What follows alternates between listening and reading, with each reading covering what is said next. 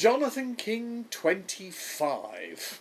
Now, I was telling you about how I was running Decca Records for my friend Sir Edward Lewis, and I told you the story about how I went to Los Angeles, met Phil Spector and all that, and there were lots of great times. This was around 1969, I suppose, by now. And as I said, I was very close to Sir Edward, and I was basically running the entire huge £80 million company globally, as it then was. And of course, one of the big problems we had was a relationship with the Rolling Stones, because Sir Edward and Bill Townsley and all the people running Decca were in their 60s, 70s, or even 80s. And the Rolling Stones were the young, vibrant band, and all in their 20s, as was I. And they just really weren't communicating. And worse than that, Mick Jagger had gone and got themselves a new lawyer, Alan Klein, the much dreaded Alan Klein, who I have to say I always got on very well with. So it was rather useful that I was sort of in the middle, because I could negotiate between the two. The Stones basically wanted to leave Decca and get a huge deal. That's what American lawyers do for you when you finally break. And of course Decca wanted to retain them.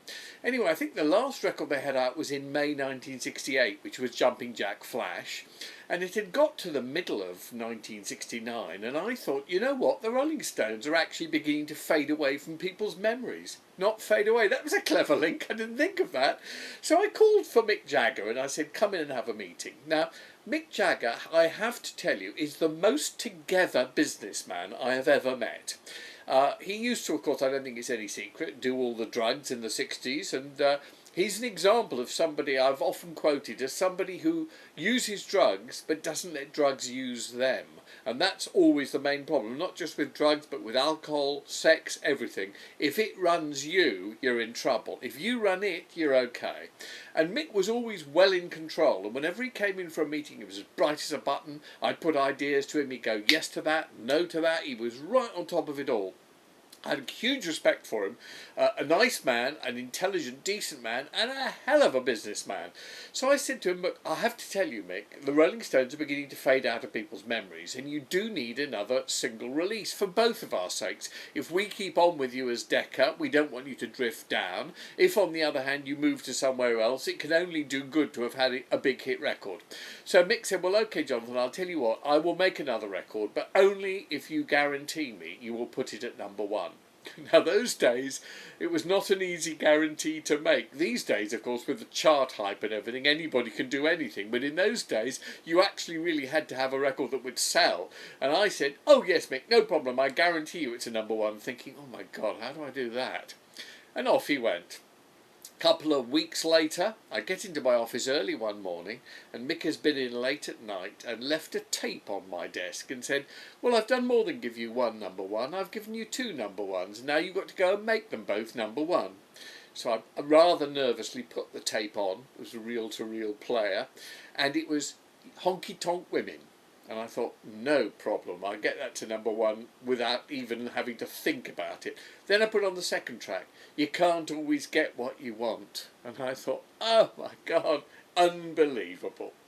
Anyway, I did get them both to #1. Mick was very happy, and the Rolling Stones did, unfortunately, eventually leave Decca for a much bigger deal. But they're great records, I think. Some of the great ones are later ones, like Start Me Up and some of those other brilliant ones. But their first records were probably the best ones, for me, they ever made. It was wonderful, Decca, in the late 70s, and I was having a fantastic time. In the late 60s. I did actually return in the late 70s to run it again for Sir Edward, but that's another episode and another adventure.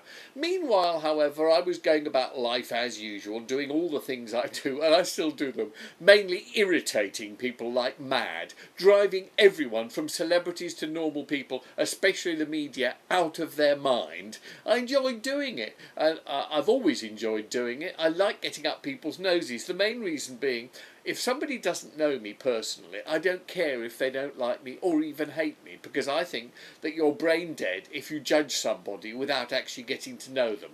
So I've always sort of pushed the envelope of irritation and managed to get people more and more and more annoyed. And I found that great fun. I did all the way through my early career. and I'm still doing it today. But the time had come when being a DJ, which was also fun, and running Decca and being an irritation really wasn't enough because it wasn't making me any money. So I decided I had to make a record. As I told you in the last episode, I then made and released Let It All Hang Out, which I'm glad to say turned into a big, big hit record and was even more irritating to people than before. But I decided I had to do something to actually make sure that people knew that I was coming up with a record. So I retired.